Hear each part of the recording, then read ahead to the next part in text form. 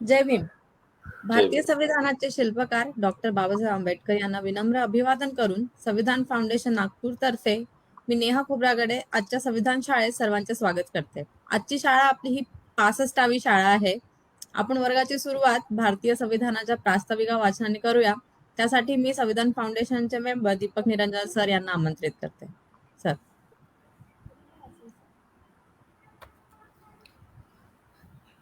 आम्ही भारताचे लोक, भारताचे एक सार्वभौम समाजवादी धर्मनिरपेक्ष लोकशाही गणराज्य घडवण्याचा व त्याच्या सर्व नागरिकास सामाजिक, आर्थिक व राजनैतिक न्याय, विचार, अभिव्यक्ती, विश्वास, श्रद्धा व उपासना यांचे स्वातंत्र्य, दर्जाची व संधीची समानता निश्चितपणे प्राप्त करून देण्याचा आणि त्या सर्वांमध्ये व्यक्तीची प्रतिष्ठा व राष्ट्राची एकता आणि एकात्मता यांचे आश्वासन देणारी बंधुता प्रवर्धित करण्याचा संकल्पपूर्वक निर्धार करून आमच्या संविधान सभेत आज दिनांक 26 नोव्हेंबर 1949 रोजी याद्वारे हे संविधान अंगीकृत आणि अधिनियमित करून स्वतः परत अर्पण करीत आहोत.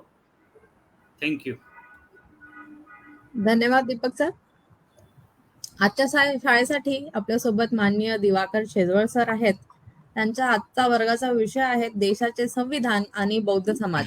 सर, आजच्या शाळेत संविधान फाउंडेशन तर्फे आपले हार्दिक स्वागत आहे. संविधान फाउंडेशनचे संस्थापक इजत खोब्रागडे सर आणि दीपक निरंजन सर आपल्यासोबत आहेत. थोडी माहिती देते संविधान फाउंडेशन बद्दल.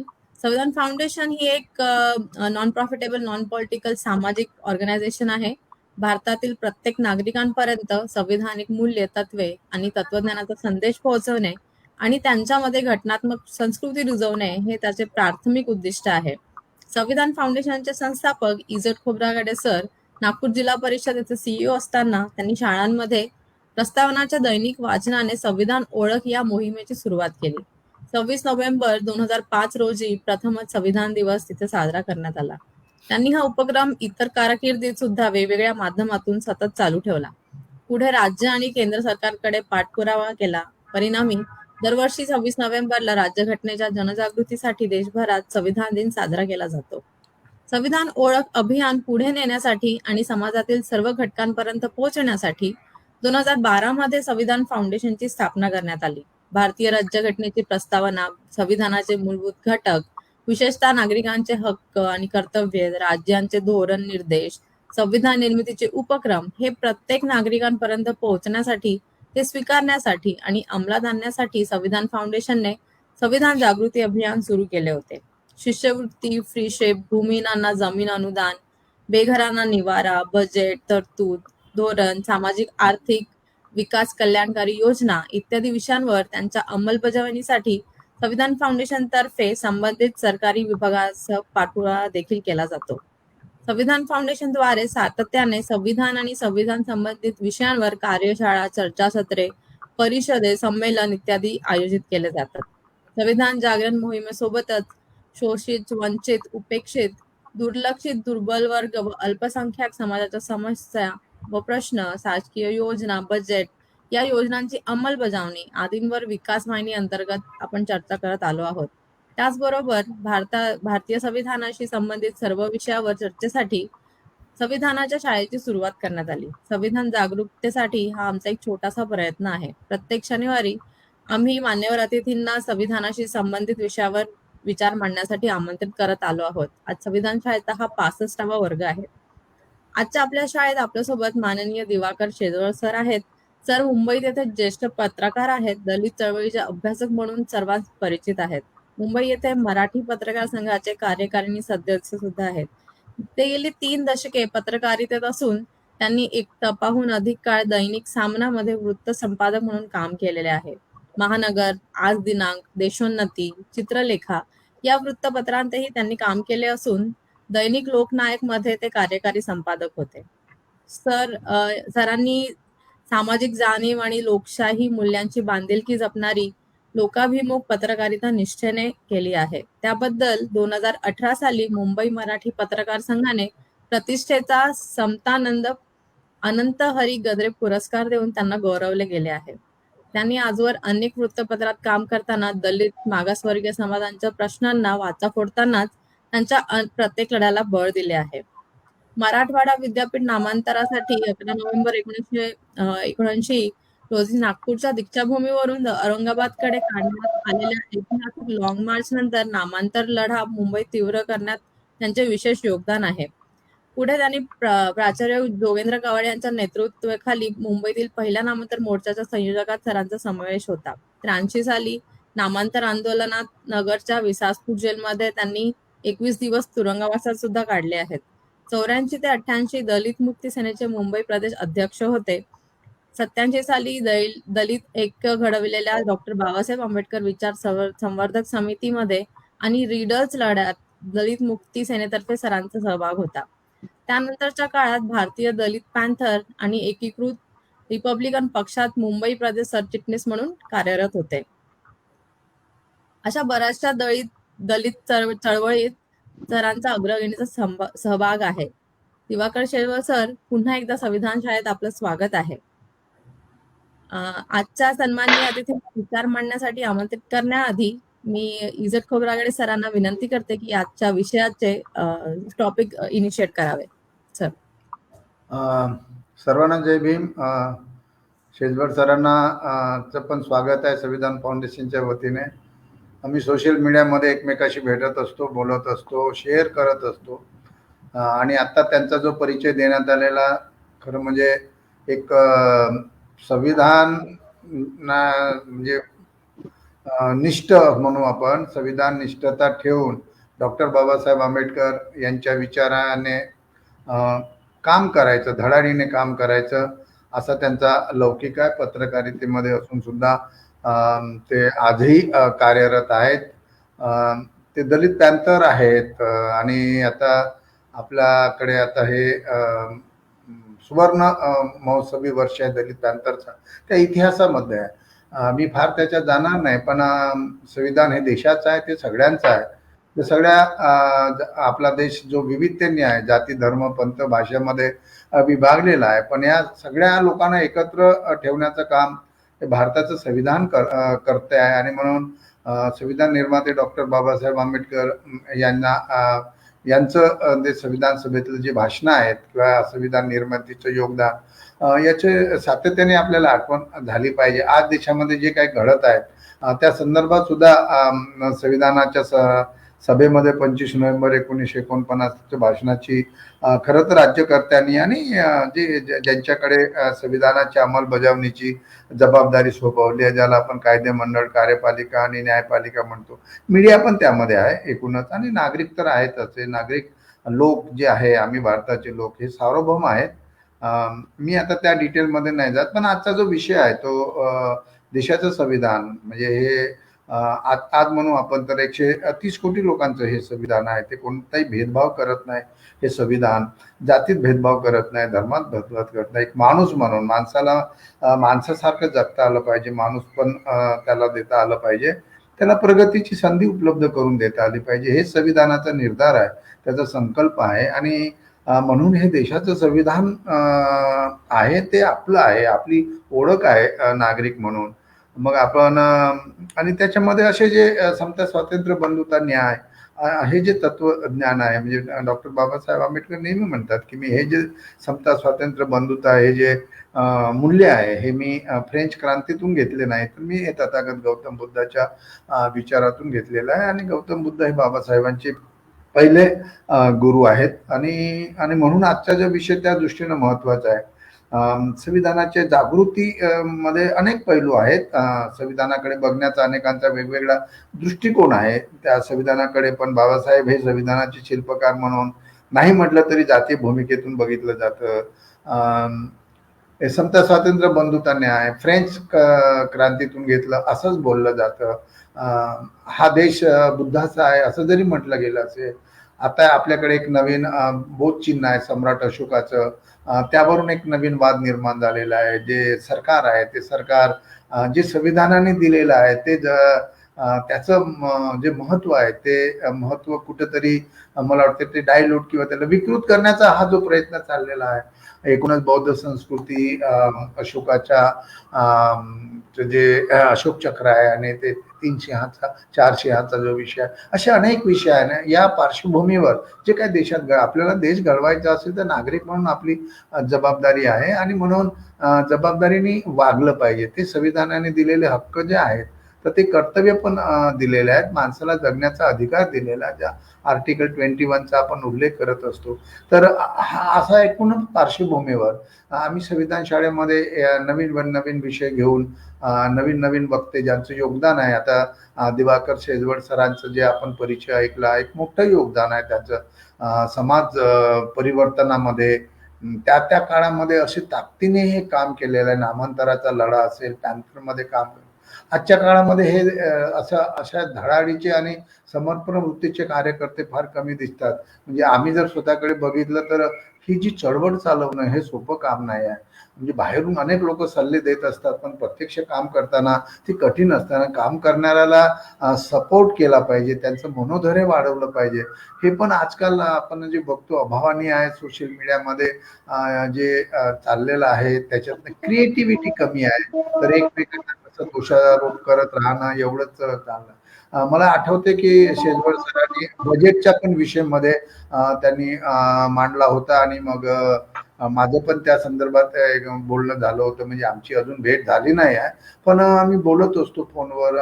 मी पण माझ्या प्रशासकीय अनुभवातून किंवा सामाजिक न्याय विभागाचे विशेषतः बजेट, शिष्यवृत्तीचे विषय असतील, इतरही महत्वाच्या योजनेचे विषय असेल, ॲट्रॉसिटी असेल, तर मी लक्षवेधी म्हणून किंवा काही आर्टिकल लिहित असतो. माझं मत म्हणून असं लिहित असतो. ते मला जे अनुभव आहे त्याच आकलनातून मी ते लिहित असतो. म्हणजे आता मी लिहिलेलं ते सगळंच काही सगळ्यांना पटलं पाहिजे असं नाही आहे, पण विषय मांडत राहिले. आजच्या परिस्थितीमध्ये बोलायला तयार होत नाही आणि व्यवस्थेच्या विरुद्ध बोलायला तयार होत नाही. आम्हाला काही कोणा व्यक्तिगत माणसाच्या विरुद्ध बोलायचं नसतं, परंतु व्यवस्था जर चांगली काम करत नसेल, न्यायाचं काम करत नसेल तर मात्र बोललं पाहिजे. आणि बौद्ध समाजाचं एक जागृत समाज आहे, तो वैचारिक समाज आहे. त्याला एक विचाराचं अधिष्ठान आहे. तथागत गौतम बुद्धाचा विचार आहे, मानवतेचा विचार आहे, कल्याणाचा विचार आहे, शांततेचा आहे. आणि तेच बाबासाहेबांनी संविधानाच्या माध्यमातून दिलेला. आणि म्हणून अशा महत्वाच्या विषयावर दिवाकरजी शेजवळ साहेब आपल्याशी एक संवाद साधणार आहे. मी त्यांना विनंती करतो की आपण या विषयावर विस्तृत असं आपल्याला जे या विषयाचं ज्या पद्धतीने मांडायचं असेल ते कृपया आपण मांडावं. शेजवळ साहेब. जय भीम. जय भीम. संविधान फाउंडेशनच्या वतीने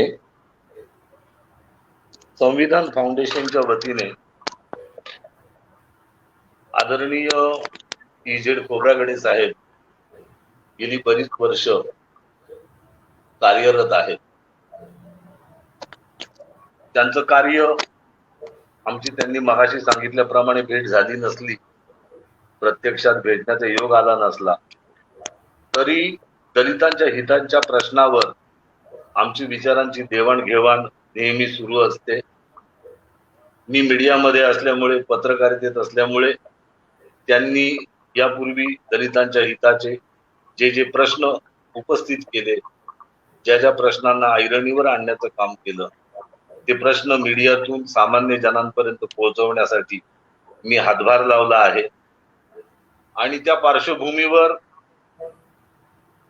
संविधान फाउंडेशन तर्फे ते जे संविधान कार्यशाळा गेली काही दिवस चालवत आहेत, त्या कार्यशाळेमध्ये सहभागी होण्याची विनंती त्यांनी मला केली. ती विनंती केल्यानंतर सर्वप्रथम मला हे इथे नमूद केलं पाहिजे की मी पत्रकार आहे आणि आंबेडकरी चळवळीतला एक सर्वसामान्य कार्यकर्ता आहे. मी काही घटनेचा अभ्यासक नाही, मी काही कायदे तज्ञ नाही, पण आपण सारे आंबेडकरी चळवळीतले कार्यकर्ते जे आहोत, त्यांनी या देशामध्ये बाबासाहेबांनी जी लढाई सुरू केली ती मानव मुक्तीची लढाई होती, मानव अधिकाराची लढाई होती. आणि ती लढाई लढताना आपल्यासारख्या कार्यकर्त्यांनी, आपल्यासारख्या चळवळीतल्या लोकांनी बाबासाहेबांचं संविधान काय आहे ते समजून घेतलं पाहिजे. त्या संविधानामध्ये मानव अधिकारांच्यासाठी, दलितांच्या उत्थानासाठी, उन्नतीसाठी तरतुदी काय आहेत ते समजून घेतलं पाहिजे. या देशामध्ये अल्पसंख्याकांसाठी बाबासाहेबांनी कोणत्या तरतुदी केल्यात ते आपण सर्वांनी समजून घेतलं पाहिजे. आणि त्या दृष्टीने मला असं वाटतं की इजेड खोब्रागडे साहेब जी संविधान साक्षरता निर्माण करण्याचा प्रयत्न करत आहेत ते मोठं आज घडीला प्रशंसनीय आणि कौतुकास्पद काम आहे. आणि किंबहुना ते काम म्हणजे आज आपल्या या देशाची गरज आहे. आज ही संविधान कार्यशाळा पार पडत असताना आज आपल्या देशामध्ये काय चित्र आपण पाहत आहोत. महाराष्ट्रामध्ये नुकतंच सत्तांतर झालं आहे. महाविकास आघाडीचं सरकार जाऊन शिवसेनेतले बंडखोर आमदार आणि भाजप यांचं संयुक्त सरकार आलं आहे. अद्याप मंत्रिमंडळाची स्थापना झालेली नाही, पण मुख्यमंत्री आणि उपमुख्यमंत्री कामकाज पाहत आहेत. आणि हे जे सत्तांतर झालं, हा जो सत्ता बदल झाला, हा लोकशाहीला कितपत धरून आहे, हा लोकशाहीच्या नैतिकतेत बसतो काय, याविषयीच्या काय ज्या याचिका असतील त्याचा फैसला सर्वोच्च न्यायालयाकडे आता प्रलंबित आहे. आज हे महाराष्ट्रातलं आज हे चित्र आहे.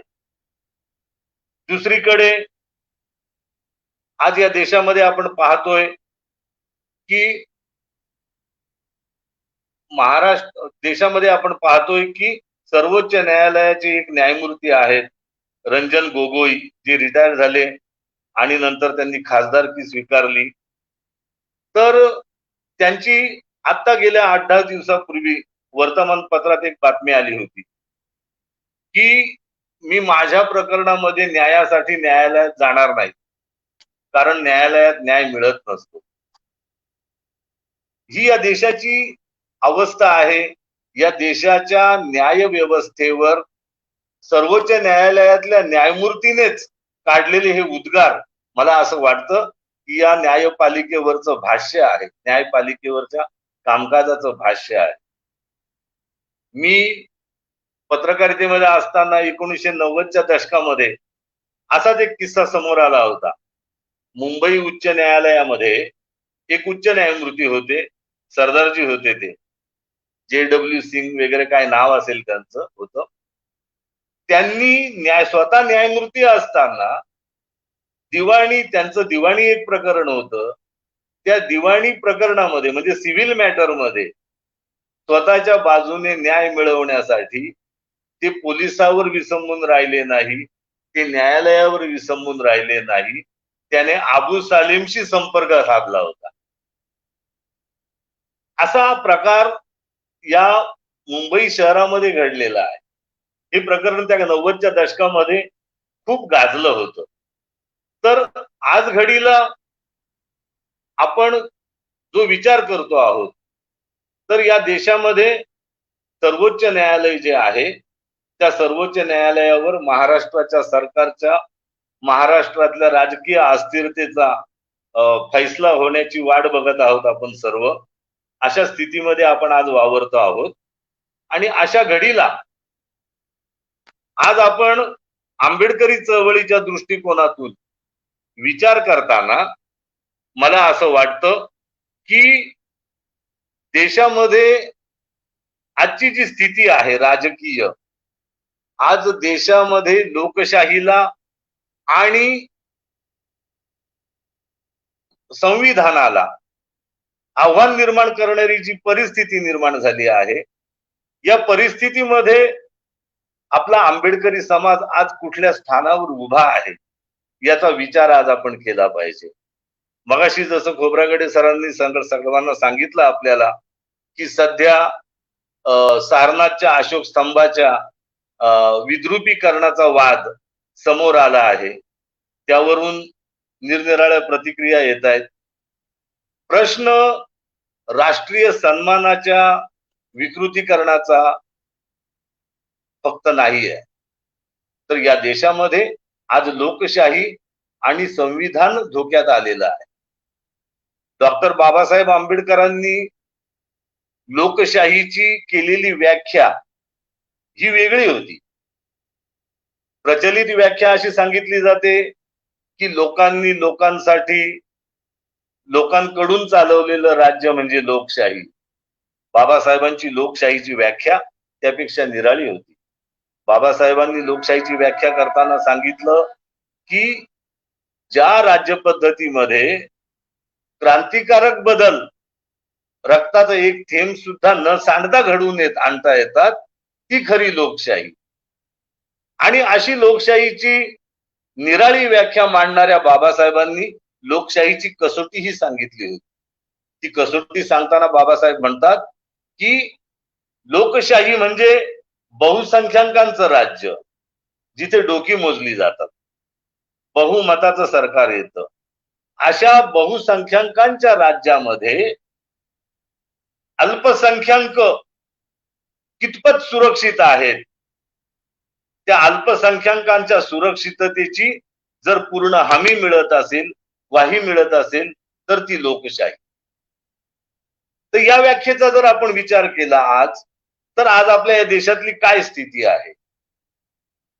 आज या देशामध्ये आपण पाहतो आहोत की 2012ची उत्तर प्रदेशातली निवडणूक बघा. 2012ची विधानसभेची जी निवडणूक झाली होती, त्या निवडणुकीमध्ये भाजपने एक सुद्धा मुस्लिम उमेदवाराला तिकीट दिलं नव्हतं. एक सुद्धा मुस्लिम व्यक्तीला उमेदवारी दिली नव्हती. मला हे विचारायचं आहे की लोकशाही देशामध्ये तुम्ही एखाद्या समाजाला सत्तेच्या परिघातून पूर्णपणे हद्दपार करता, याला आपण लोकशाही म्हणू शकतो का? तर प्रश्न फक्त अल्पसंख्याक मुस्लिमांचा नाही, प्रश्न दलितांचा सुद्धा आहे. आज अल्पसंख्याकांची स्थिती जी आहे ती अशी आहे की मुस्लिम उमेदवाराला तिकीट जर दिलं तर तो निवडून येण्याची खात्री नाही, अशी मानसिकता राजकीय पक्षांची बनली आहे. मग दुसरीकडे आपण आपल्याकडे बघा, आपल्या आंबेडकरी चळवळीची स्थिती काय आहे? आंबेडकरी समाज आणि बौद्ध समाजातले उमेदवार राजकारणामध्ये निवडून येण्यासारखी परिस्थिती आहे काय? नाही आहे. तर हे अल्पसंख्याक समाज सत्तेच्या परिघातून बाहेर फेकले जात आहेत. त्यांना सत्तेच्या वर्तुळामध्ये प्रतिनिधित्व नाकारलं जात आहे किंवा त्यांना नाकारण्यासारखी परिस्थिती या देशामध्ये निर्माण केली गेली आहे. याचा आंबेडकरी समाजाने गांभीर्याने विचार करण्याची वेळ आज आली आहे. डॉक्टर बाबासाहेब आंबेडकरांनी या देशामध्ये आपल्याला जेव्हा संविधान दिलं, तर तेव्हा ती संविधान देताना आपल्याला राखीव जागा दिल्या. त्या राखीव जागा शिक्षणात आहेत, नोकरीत आहेत आणि राजकारणात म्हणजे सत्तेसाठी आहेत. तर सत्तेसाठी ज्या राखीव जागा आहेत त्या आपल्या लोकप्रतिनिधित्व आपल्याला खात्रीने मिळावं याची तरतूद म्हणून त्या राखीव जागा आहेत. आणि आज त्या प्रतिनिधित्व मिळाल्यानंतर जे उमेदवार निवडून जातात ते आपल्या ज्या लोकांचं प्रतिनिधित्व करण्यासाठी निवडून जातात त्या समाजाशी, त्या समाजाच्या प्रश्नाशी, त्या समाजाच्या न्याय हक्काशी कितपत बांधिलकी राखतात, हा सुद्धा आज प्रश्न निर्माण झालेला आहे. अशी स्थिती आज या देशातल्या लोकशाहीची आहे. आज या ठिकाणी मला बाबासाहेबांनी या देशाला जी घटना दिली त्या घटनेचा प्रारंभ, सुरुवात कशी झाली, ती साकार कशी झाली, हे पण इथे प्रकर्षाने आज मांडायचं आहे. आपण अर्धवट मांडणी कोणत्याही प्रश्नाची कधी करता कामा नये. आता माझी माहिती अशी आहे की आपल्या चळवळीमध्ये काही पक्ष आहेत कॅडर बेस पक्ष, त्या पक्षांच्या कॅडर बेस पक्षांच्या शिबिरामध्ये असं सांगितलं गेलं की डॉक्टर बाबासाहेब आंबेडकर घटना समितीवर जिथून निवडून आले होते तो प्रांत काँग्रेसने पाकिस्तानात ढकलला.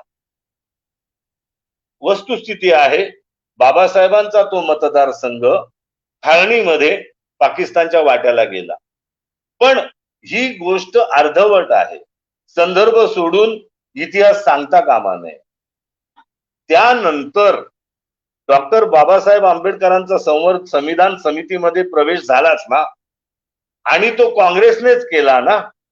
हे वास्तव आपण का नाकारलं पाहिजे किंवा का दडवलं पाहिजे? हे दडवता कामा नये. डॉक्टर बाबासाहेब आंबेडकरांना संविधान सभेत प्रवेश घडवण्यासाठी त्यावेळेला डॉक्टर राजेंद्र प्रसाद जे आपले राष्ट्रपती झाले त्यांनी 30 जून 1947 सालामध्ये मुंबई प्रेसिडेन्सीचे जे त्यावेळेचे मुख्यमंत्री होते, त्या काळात त्यांना पंतप्रधान म्हटलं जायचं, बीजी खेर होते, त्यांना पत्र पाठवलं आणि सांगितलं की डॉक्टर बाबासाहेब आंबेडकरांचा प्रवेश संविधान समितीमध्ये 14 जुलैच्या आत कोणत्याही परिस्थितीत झाला पाहिजे आणि 14 जुलैच्या आतमध्ये प्रवेश घडवण्यासाठी बाबासाहेबांची निवड करण्याचे त्यांना आदेश दिले. आणि त्यानंतर बाबासाहेब मुंबईच्या विधानसभेतून संविधान सभेमध्ये त्यांचा प्रवेश झाला. ही वस्तुस्थिती आहे, हा इतिहास आहे. आता आपण काय सांगतो की 1952 मध्ये डॉक्टर बाबासाहेब आंबेडकरांचा भंडाऱ्यामध्ये काँग्रेसने पराभव केला. या ठिकाणी मला ही गोष्ट सांगायची आहे की 1952 ला जो काँग्रेस आहे, जी काँग्रेस आहे तो पक्ष झाला. आज घडीला जो काँग्रेस आहे तो पक्ष आहे.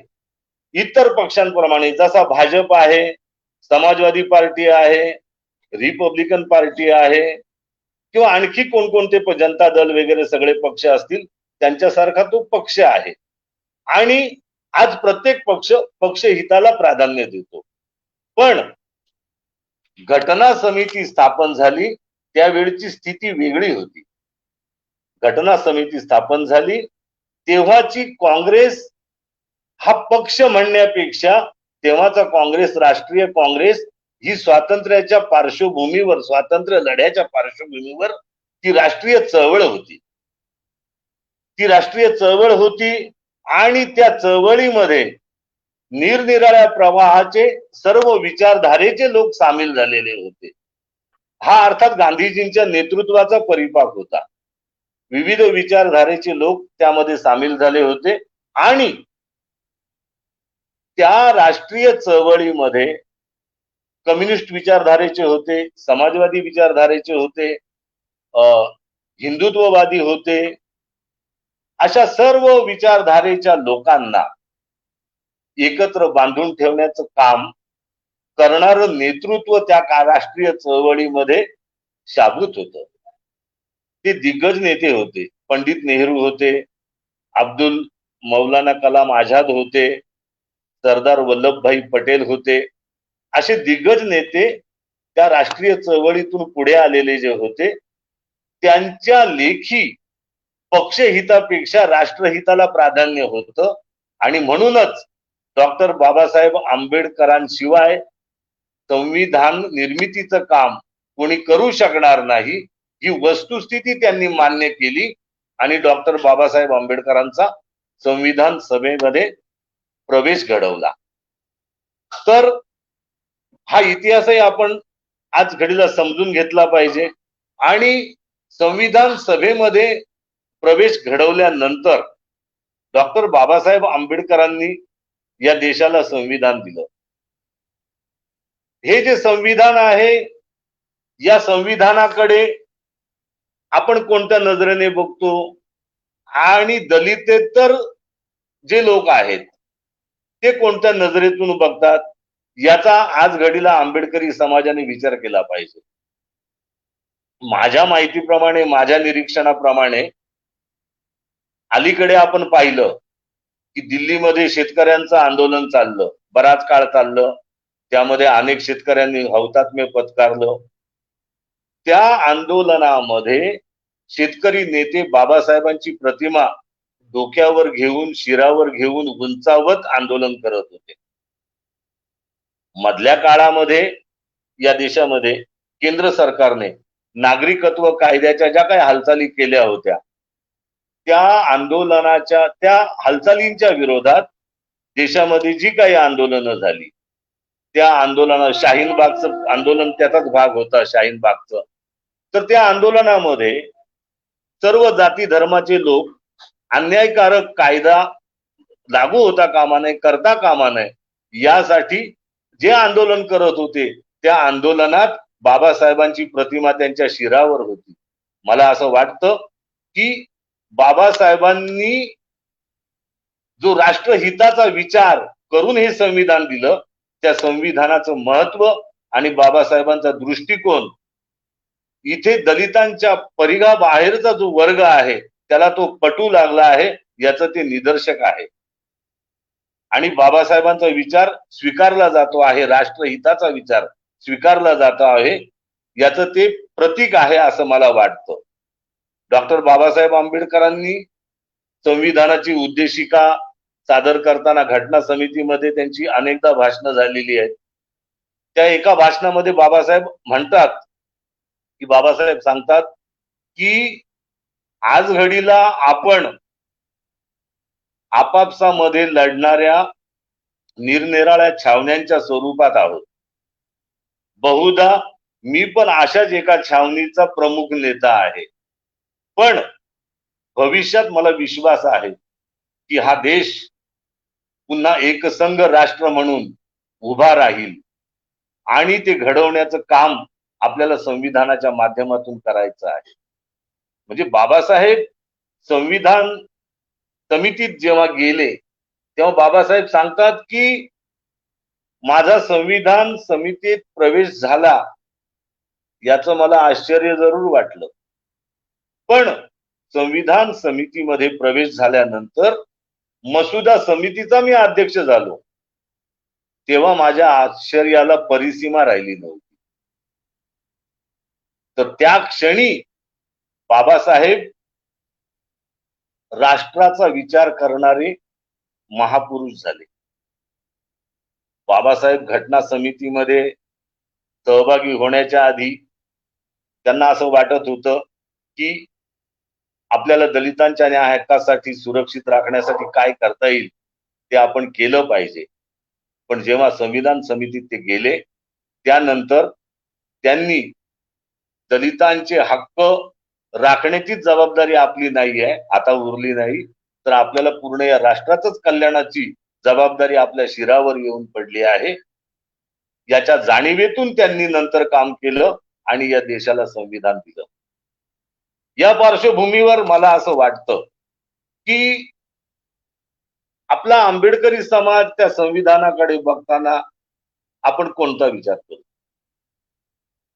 मला असं वाटतं की आंबेडकरी समाजाने या देशाला जे संविधान दिलंय बाबासाहेबांनी, त्याकडे बघताना हे संविधान आमच्या बाबासाहेबांनी लिहिलं, या संविधानाने आम्हाला राखीव जागा दिल्या, आम्हाला संरक्षण दिलं आणि म्हणून ते पवित्र आहे आणि आमचे न्याय हक्क शाबूत करण्यासाठीच आपल्याला ते संविधान वाचवायचं आहे. अशा सीमित दृष्टिकोनातून भारतीय संविधानाचा विचार करता कामा नये. सर्वात महत्वाचं म्हणजे आता फेसबुकच्या माध्यमातून या सोशल मीडियाच्या माध्यमातून अलीकडे काय झालंय की प्रत्येक माणसाला व्यक्त करण्याचं साधन उपलब्ध झालं आहे. मत व्यक्त करण्याचं स्वातंत्र्य जरूर आहे, पण आपण मत व्यक्त करताना आपण जी मतं मांडतो त्याचे बाहेर सामाजिक काय परिणाम होतात याचं भान ठेवण्याची आपण सर्वांना गरज आहे.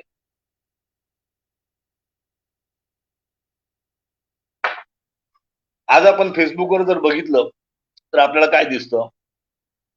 आमचा बाप, भीमाचा कायदा, आमचं संविधान, भीमाचं संविधान. तर हा जो प्रकार चाललेला आहे, आपल्या आंबेडकरी समाजाने देशाला जे संविधान दिलं त्या संविधानावर स्वामित्व गाजवण्याचा प्रयत्न करणं चुकीचं आहे असं माझं प्रांजळ मत आहे. हे संविधान फक्त दलितांपुरतं आहे का? नाही. हे संविधान देशातल्या तमाम नागरिकांच्या न्याय हक्कांचं रक्षण करणारं आहे. त्या समाजाला आपण संकुचित करून ते संविधान हटवण्यासाठी जे टपलेत त्यांच्या पथ्यावर पडण्याचं कुठलंही काम करता कामा नये. आज जेव्हा बाबासाहेबांना जर आपण फक्त आरक्षणाचे दाते ठरवलं, बाबासाहेबांच्या संविधानाला जर आपण दलितांच्या उद्धाराची तरतूद करणारं संविधान ठरवलं, तर बाबासाहेबांविषयी एक चुकीची प्रतिमा उभी राहते. बाबासाहेब हे फक्त दलितांचं हित बघणारे होते. बाबासाहेबांनी या देशामध्ये मेरिटची पायमल्ली करणारं आरक्षण आणलं, असा विचार करणारा दुसराही एक वर्ग आहे. त्या वर्गाच्या अपप्रचाराला आपल्याकडून हातभार लागेल, त्या अपप्रचाराला आपल्याकडून बळ मिळेल असं कोणतंही कृत्य आपल्या आंबेडकरी समाजाने करता कामा नये अशी माझी आज या घडीला आपल्या सर्वांना कळकळीची विनंती राहील. मी या निमित्ताने आज सांगतोय की नानी पालखीवाला हे मोठे कायदे तज्ञ होते, घटना तज्ञ होते. त्यांनी बाबासाहेबांच्या घटनेबद्दल खूप सुंदर वाक्य उच्चारलेलं आहे. ते म्हणतात की भले या देशातील माणसाचं दरडोई उत्पन्न कमी असेल,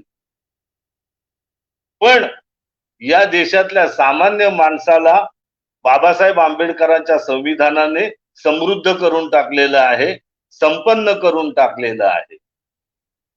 हे किती मोठं भाष्य आहे बाबासाहेबांच्या घटनेवरचं. बाबासाहेबांच्या घटनेचं मला नाही वाटत की याच्यापेक्षा अधिक यथार्थ वर्णन कोणतं असू शकतं. तर बाबासाहेबांनी या देशामध्ये प्रत्येक माणसाला मूलभूत अधिकार दिले. समता, स्वातंत्र्य, बंधुत्व, न्याय हे सर्वांना दिलेलं आहे. आणि बाबासाहेबांनी हे राष्ट्र धर्मनिरपेक्ष केलं आहे. धर्मनिरपेक्ष केलं आहे म्हणजे या देशामध्ये सरकार कुणाचंही येऊ, पण त्या सरकारचा स्वतःचा कुठला धर्म असणार नाही. हा राजधर्म बाबासाहेबांच्या संविधानाने या देशाला दिलेला आहे. मला असं वाटतं की त्या बाबासाहेबांचं संविधान जर आपल्या सर्वांची सुरक्षितता राखणारं असेल, तर आपण बाबासाहेबांच्या संविधानाने जो विचार आपल्याला दिला आहे त्याची जपणूक करण्याचं काम आपल्याला करावं लागेल. आणि त्या दृष्टीने बाबासाहेबांनी या देशातल्या प्रत्येक नागरिकाला श्रद्धेचं स्वातंत्र्य दिलेलं आहे, उपासनेचं स्वातंत्र्य दिलेलं आहे, आराधनेचं स्वातंत्र्य दिलेलं आहे. हे जर लक्षात घेतलं तर आपण परधर्माचा द्वेष पसरवण्याचं काम करता कामा नये. आपण परधर्माचे जे कोणी लोक असतील त्यांना बाबासाहेबांनी दिलेल्या स्वातंत्र्याचा आपण आदर करायला शिकलं पाहिजे. आणि जर आपण हे तत्व स्वीकारलं तरच मला वाटतं की आपला आंबेडकरी समाज राजकारणामध्ये सत्तेच्या परिघातून बाहेर फेकण्याचं काम जे वेगात सुरू आहे त्याला कुठे आळा घालायचा असेल आणि आपल्याला सत्तेच्या परिघात येऊन आपलं भवितव्य घडवायचं असेल तर बाबासाहेबांनी संविधानातून जो विचार, व्यापक विचार दिलेला आहे, तो आत्मसात आपण करण्याची गरज आहे. आज मला असं वाटतं की आजच्या प्रसंगी एवढं पुरेसं ठरावं आणि एवढं बोलून मी आज आपली सर्वांची रजा घेत आहे. जय भीम, जय महाराष्ट्र, जय भारत. धन्यवाद दिवाकर सर. आजच्या विषयावर आपण खूप छान अशी माहिती दिली आहे. अगदी सरळ, सिंपल, साध्या भाषेत आकलन केलंय. सध्याच्या परिस्थितीत काय चाललंय आणि संविधान संबंधित त्याचं कसं महत्व आहे, आपण विविध उदाहरणे देऊन समजावून सांगितलं आहे. आपण इतिहास सुद्धा सांगितला. डॉक्टर बाबासाहेबांनी कसा संविधान सभेत प्रवेश घेतला आणि कसं पुढचं काम केलंय संविधान निर्मितीचं. संविधान आपण सांगितल्याप्रमाणे खरं आहे की संविधान कुठल्या एका समाजासाठी संकुचित नसून तो देशातील एक प्रत्येक नागरिकांसाठी आहे. तर आपलंच हे काम आहे की आपण संविधान समजून घ्यावा आणि बाबासाहेबांच्या विचाराप्रमाणे नेशन बिल्डिंग साठी आपला हातभार लावावा. सर, परत एकदा आपले खूप खूप धन्यवाद. वेळ काढून आपण आजची आमची 65वी शाळा आहे, आपण या शाळेत उपस्थित राहिले, त्याबद्दल आपले खूप खूप धन्यवाद. इजेड सर, आपण काही बोलाल?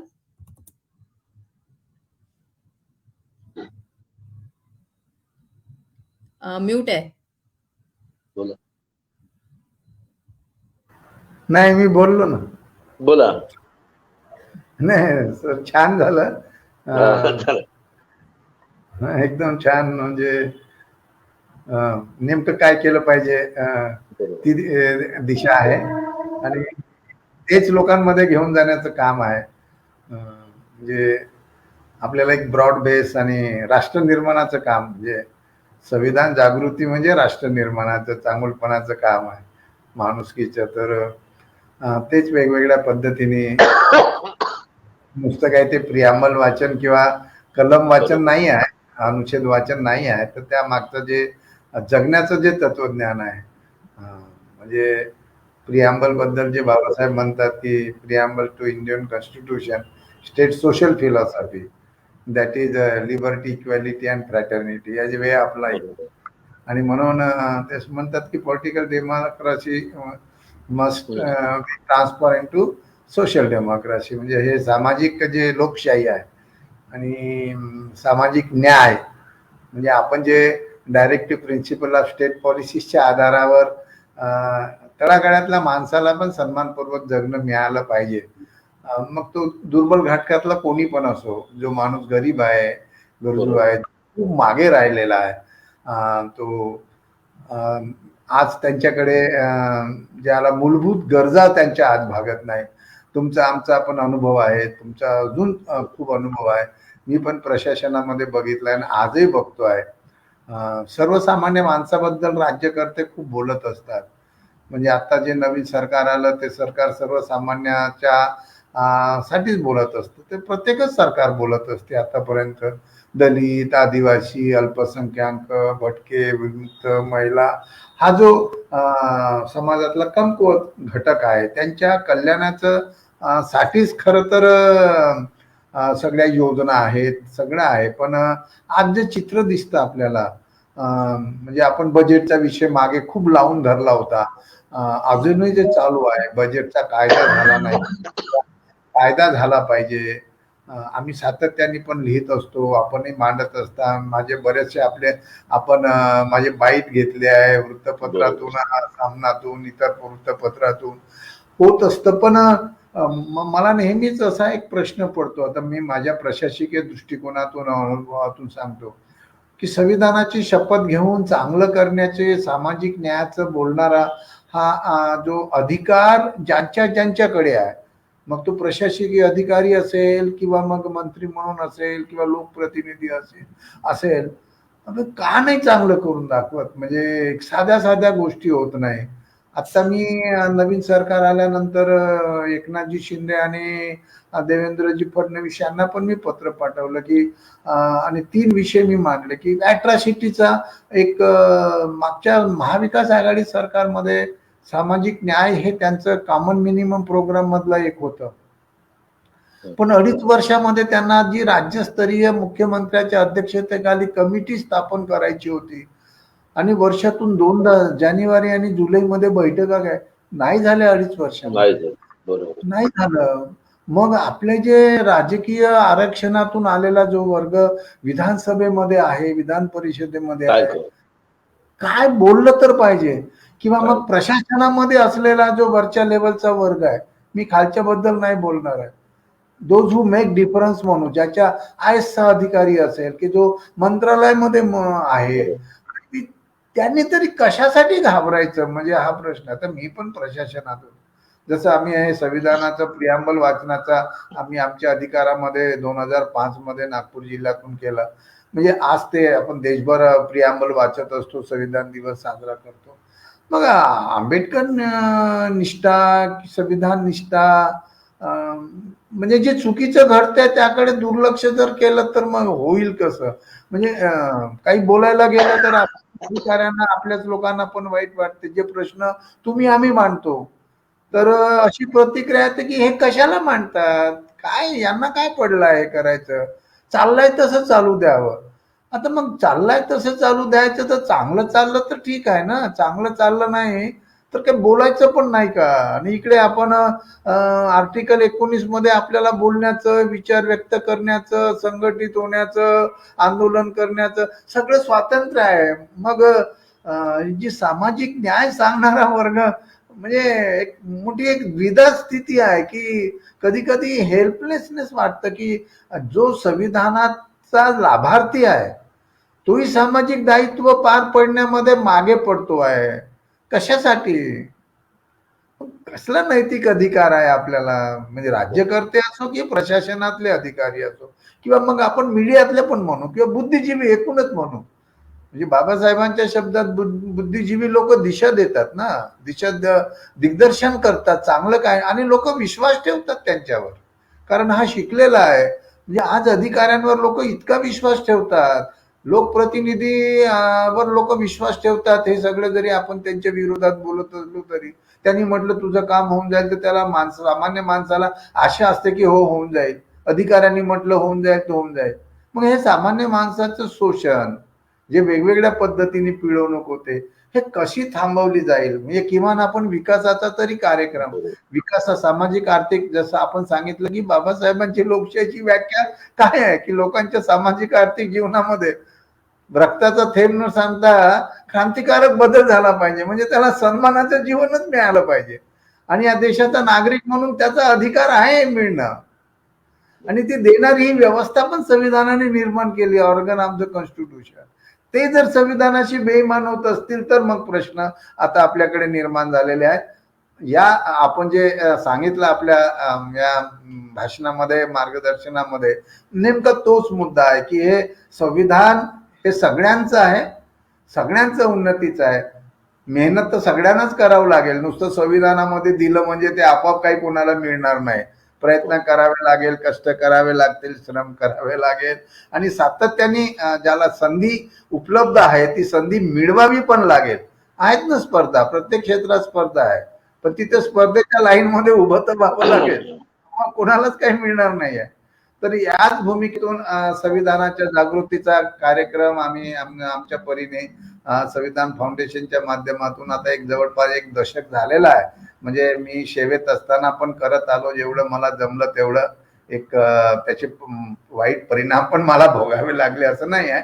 कोणतेही चांगलं काम करताना त्याचा त्रास होतच असतो. तो प्रस्थापित व्यवस्थेकडून नाही होतो आणि आपल्याही लोकांकडून होत असतो. पण ते चांगलं आहे त्यासाठी मात्र आपल्याला सातत्याने आग्रह करत राहावं लागेल. कोण काय म्हणते यापेक्षा जे चांगलं आहे, जे राष्ट्र निर्माणाचं आहे, देश घडवण्याचा आहे, माणूस घडवण्याचा आहे आणि बंधुभावाचा आहे, मला वाटते आजच्या आपल्या भाषणातला हा सार आहे ना. हेच आपण एक दिशा लोकांना दिलेल्या या संविधानाच्या शाळेतून. मी परत आपलं मनापासून आभार मानतो, स्वागतही करतो. आपण भेटत राहू, हो. बोलत राहू. मी मुंबईला आलो की एकदा भेटतो आपल्याला. तो दीपक निरंजन मुंबईलाच असतो, चेंबूरमध्ये. अच्छा अच्छा माझा चालेल. साळुभाऊ. तर अच्छा. आम्ही 2-4 लोक हे आता ऑनलाईन आपलं चालेल चालू आहे. भेटूया. तर भेटूया. जय भीम सगळ्यांना. जय भीम. आजची शाळा संपली आहे. आजच्या शाळेत सहभागी झालेल्या माननीय Diwakar Shejwal sir, Ijat Khobragade sir, Deepak Niranjan sir आणि फेसबुकवर लाईव्ह जुडलेले आणि नंतर जुडणारे सर्वांचे मनापासून आभार. आमच्या संविधान शाळेचे सर्व व्हिडिओ संविधान फाउंडेशनच्या फेसबुक पेज आणि युट्यूब चॅनलवर उपलब्ध आहेत. लाईक करा, शेअर करा, युट्यूब चॅनलला सबस्क्राईब करा. संविधान जनजागृती मोहीम यशस्वी करण्यासाठी आपण सहकार्य करू शकता. संविधानाचे मित्र बना. त्यासाठी आमच्या संविधान फाउंडेशनच्या फेसबुक पेजवर लिंक दिली आहे. निशुल्क माध्यम आहे. आपण सगळे मिळून देशाची लोकशाही मजबूत करण्याचा प्रयत्न करूया. पुन्हा भेटूया संविधान फाउंडेशन संचालित संविधान शाळेत. चर्चा करूया आणखी एका अतिथींसोबत संविधानाशी संबंधित आणखी एका विषयाबद्दल. काळजी घ्या. जय भीम. जय भीम. जय भीम.